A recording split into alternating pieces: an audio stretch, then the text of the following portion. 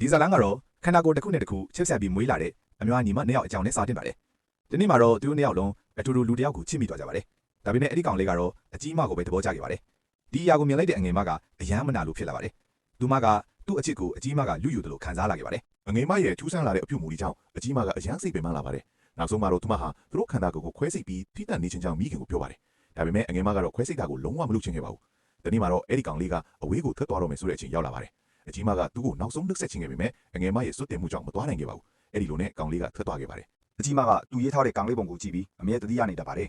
ဒါကိုမြင်တိုင်းအငယ်မကပို့ပြီးစိတ်ဆိုးလာပြီးဒီနေ့မှာတော့အဲ့ဒီပုံကိုစုပ်ပြတ်အောင်ဖျက်ဆီးလိုက်ပါတယ်ဒီလိုအပြုအမူတွေကိုအကြီးမကမခံနိုင်တော့ပဲသူမအငယ်နဲ့ခွဲထွက်ဖို့ဆုံးဖြတ်လိုက်ပါတယ်ဒါပေမဲ့သူတို့နှစ်ယောက်အကြားစကားများနေတဲ့အချိန်မှာပဲအငယ်မကအကြီးမကိုလဲပင်းညစ်ပြီးတတ်လိုက်ပါတယ် ဒီရှုဝက်ချက်ကိုဖုံးခွဲဖို့သူတို့မိခင်ကခွဲစိတ်မှုကိုမဖြစ်မနေလုပ်ပစ်လိုက်ရပါတယ်